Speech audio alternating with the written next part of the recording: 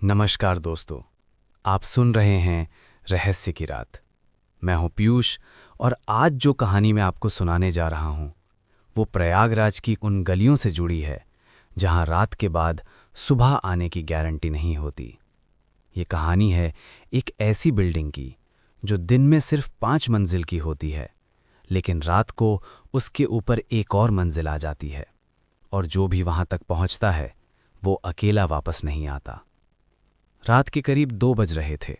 प्रयागराज का पुराना इलाका, गंगा से थोड़ी दूर, जहां स्ट्रीट लाइट्स भी अंधेरे से डरते हैं। मेरा नाम राघव है, मैं डिलीवरी का काम करता हूं। उस रात पेट्रोल खत्म हो गया था, फोन बंद था और बारिश ऐसी हो रही थी जैसे आसमान किसी बात का बदला ले रहा हो। तब मेरी नज़र उस बिल्डिंग पर पड़ी, पुरानी, जली हुई और बिल्कुल खामोश। लोकल लोग उसे कहते हैं आग वाली कोठी। गेट पर बोर्ड लटक रहा था, प्रवेश निषिद्ध। लेकिन अजीब बात यह थी, गेट अंदर से खुला हुआ था, जैसे कोई कह रहा हो अंदर आ जाओ। मैं जानता था मुझे अंदर नहीं जाना चाहिए, लेकिन बारिश और थकान ने मिलकर मेरी समझ पर ताला लगा दिया। जैसे ही मैं अंदर गया, बाहर की ठंडी हवा गायब हो गई। अंदर की हवा चिपचिपी थी, भरी हुई, जैसे किसी ने यहां सारी रात रो रो कर काटी हो। लॉबी में एक बल्ब लटक रहा था, बंद था, फिर भी रोशनी थी। उस पल मुझे पहली बार लगा ये बिल्डिंग नॉर्मल नहीं है। लिफ्ट जली हुई थी, बटन्स पिघले हुए, सिर्फ सीढ़ियां बची थीं। पहला कदम रखा और कर्र की आवाज आई, ऐसी आवाज जैसे किसी ने दर्द से सांस छोड़ी हो।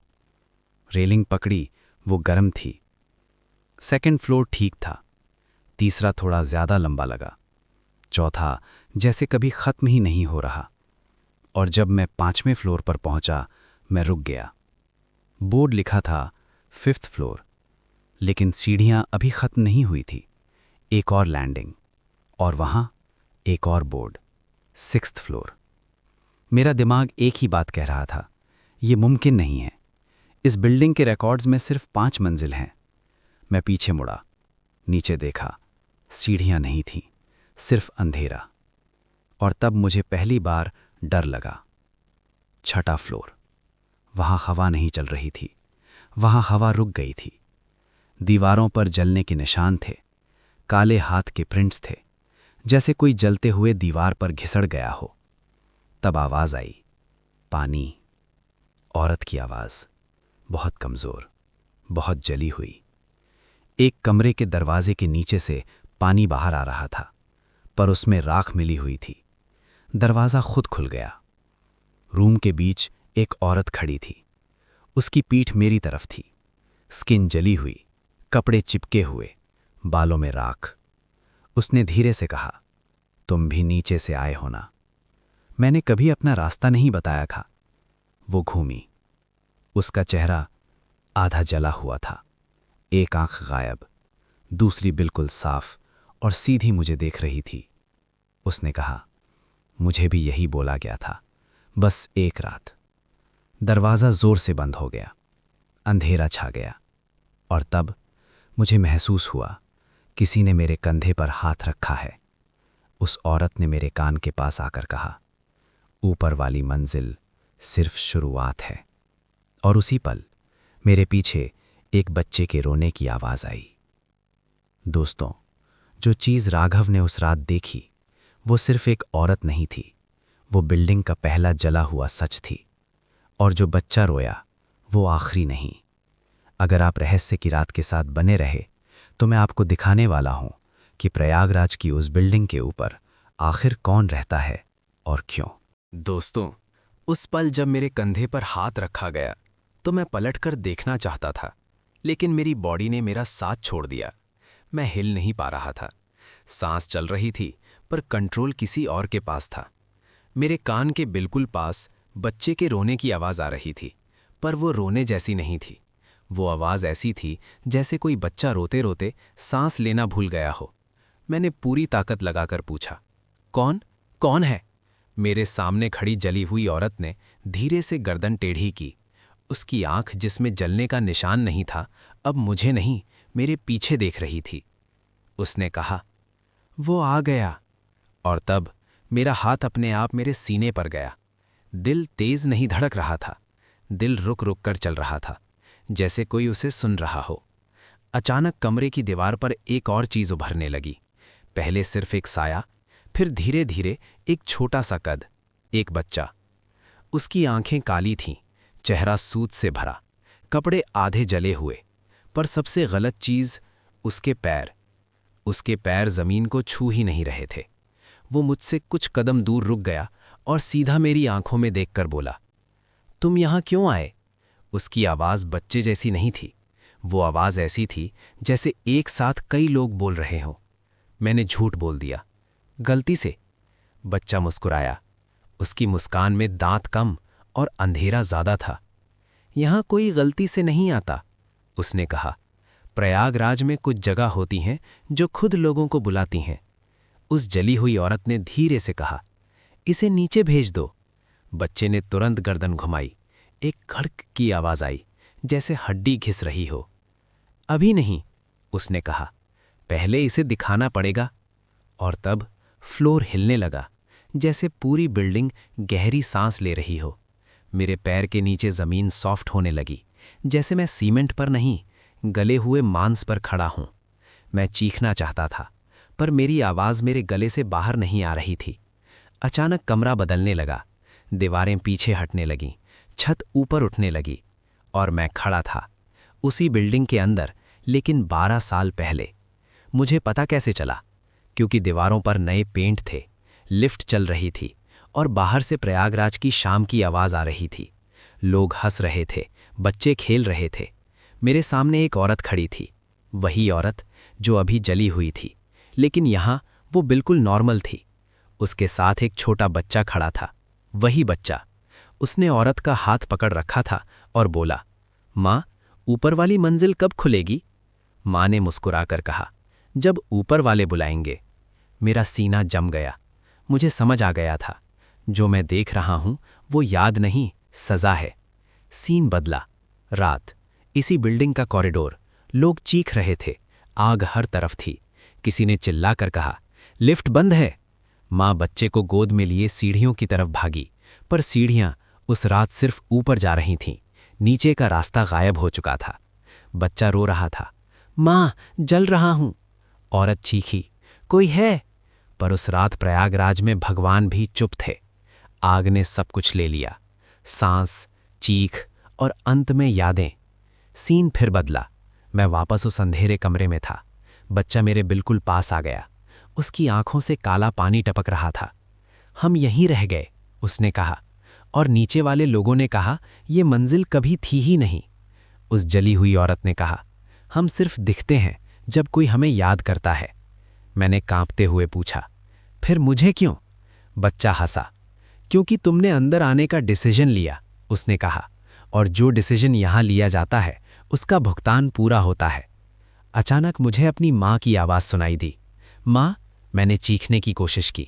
आवाज़ कॉरिडोर। दोस्तों, मैं उस सुबह जिंदा तो था, लेकिन पूरा नहीं। जब मैंने उठकर खड़े होने की कोशिश की, तो मेरे घुटनों ने मेरा वजन लेने से मना कर दिया।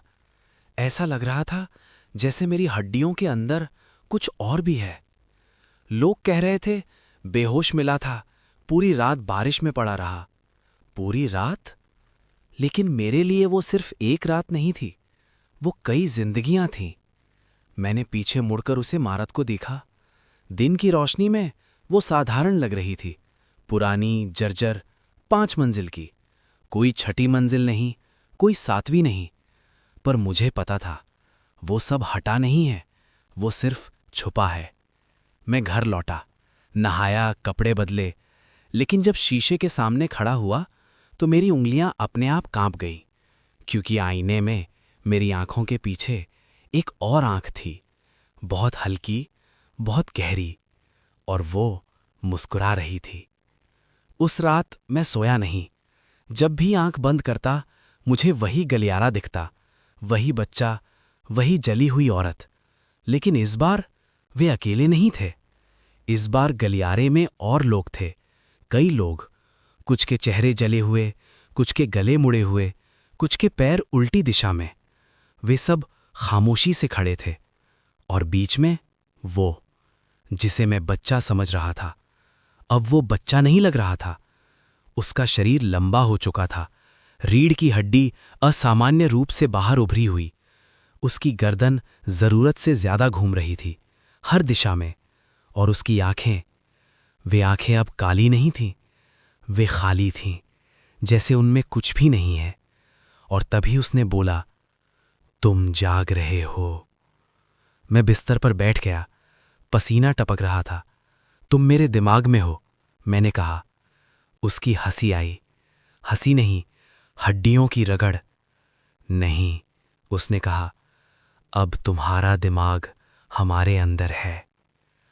और उसी पल मेरे कमरे की दीवार धीरे धीरे काली होने लगी। काली नहीं, जली हुई। मुझे आग की गंध आई। मेरे कानों में सैकड़ों आवाजें भर गई, रोना, चिल्लाना, दुआएं, गालियां, सब एक साथ। मैं बिस्तर से कूदकर लाइट की ओर भागा, स्विच दबाया। रोशनी जली, लेकिन रोशनी में मेरा कमरा नहीं था।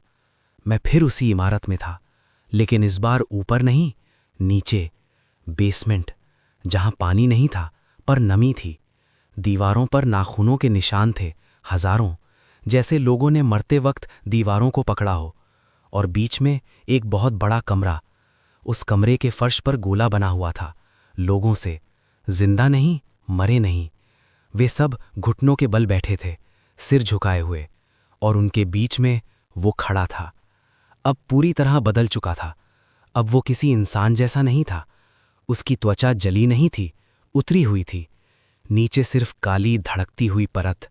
उसके सीने से कुछ बाहर निकल रहा था, हाथ नहीं, शाखाएं, काली, गीली। वे शाखाएं लोगों के सिरों में घुसी हुई थीं, और वो इन्हें चला रहा था। ये क्या है? मेरी आवाज टूट गई।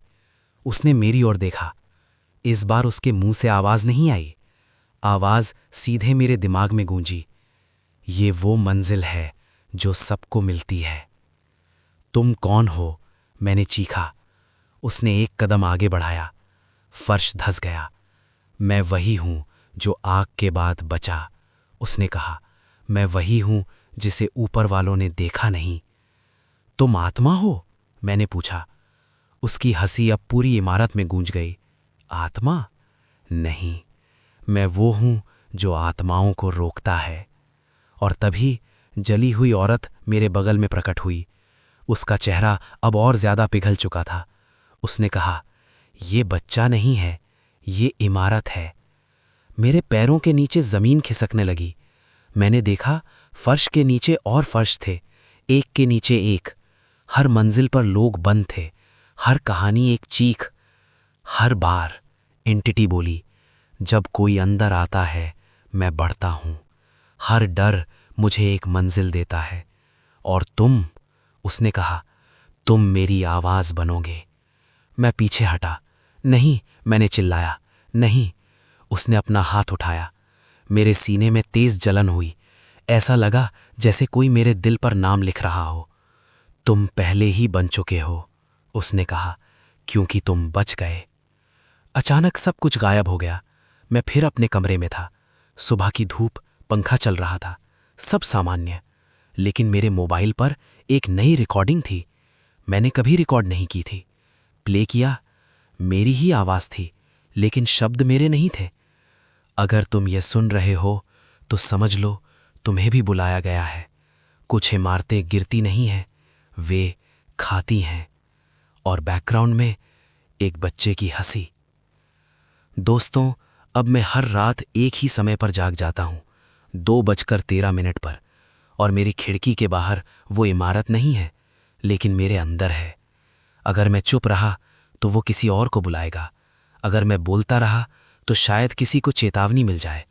लेकिन सच ये है, प्रयागराज की उस इमारत में अब मंजिलें नहीं बढ़ रहीं, अब लोग कम पड़ रहे हैं। और अगली आवाज शायद मेरी नहीं होगी। दोस्तों, अगर आप ये सुन रहे हैं तो एक बात अभी साफ कर दूं। ये कहानी अब सिर्फ कहानी नहीं रही। जिस रात से वो रिकॉर्डिंग मेरे फोन में आई, उस रात के बाद मैंने अपने आप को कभी अकेला महसूस नहीं किया। भले ही कमरे में कोई दिखाई न दे।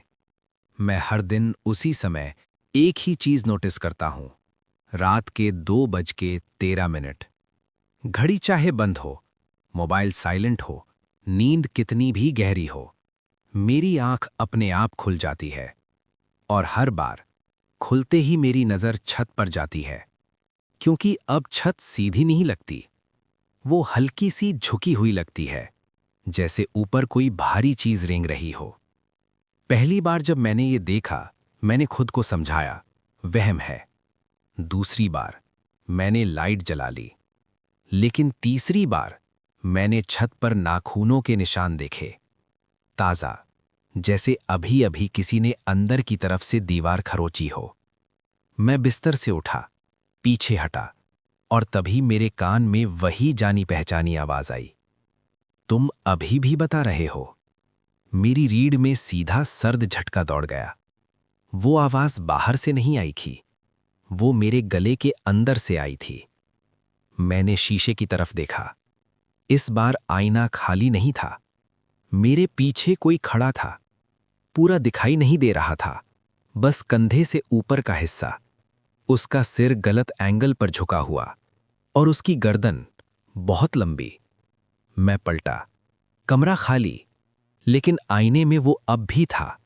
उसने कहा, डर अब शुरू हुआ है। मैंने आईना ढक दिया, कपड़े से, तौलिए से, जो हाथ में आया, लेकिन आवाज बंद नहीं हुई। लोग समझते हैं इमारतें बाहर होती हैं, पर असली इमारत अंदर बनती है। मेरे सिर में तेज दर्द होने लगा। ऐसा लग रहा था जैसे कोई मेरे दिमाग में सीढ़ियां बना रहा हो, एक एक करके। मैं भागा, घर से बाहर। गली सुनसान थी, स्ट्रीट लाइट झपक रही थी, लेकिन मेरी गली अब मेरी गली जैसी नहीं लग रही थी। हर घर थोड़ा सा झुका हुआ, हर खिड़की मुझे देख रही थी। और तभी मैंने देखा, मेरी गली के आखिर में वही इमारत खड़ी थी, वही, जबकि वो यहां होनी ही नहीं चाहिए थी।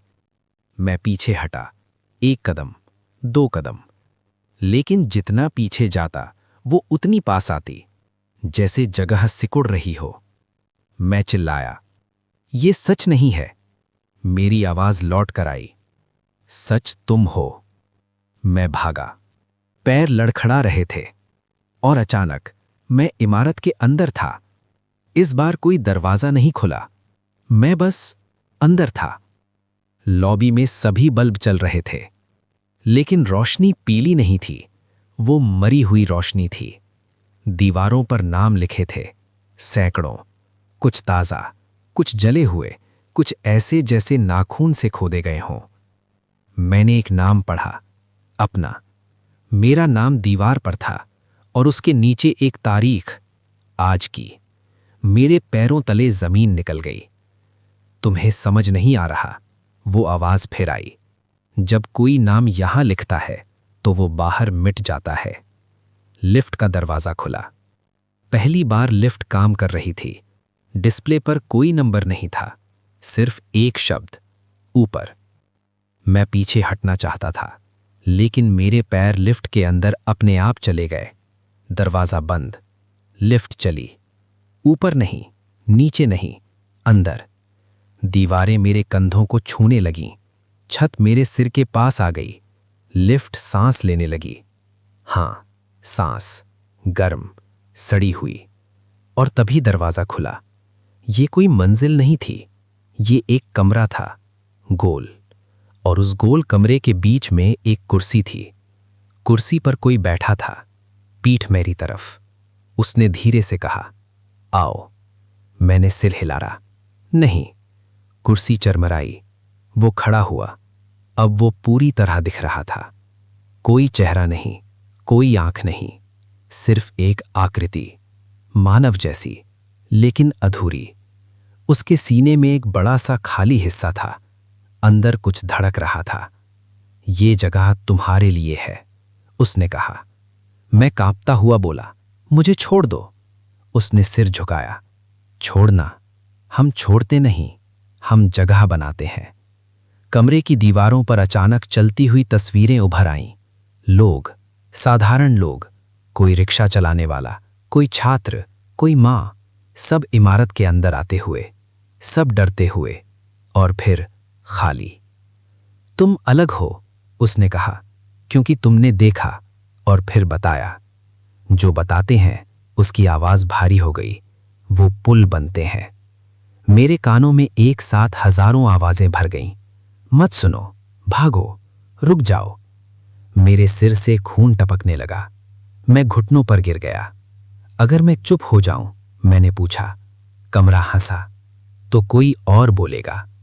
और अगर मैं बोलता रहूं, तो वो मेरे पास आया, बहुत पास।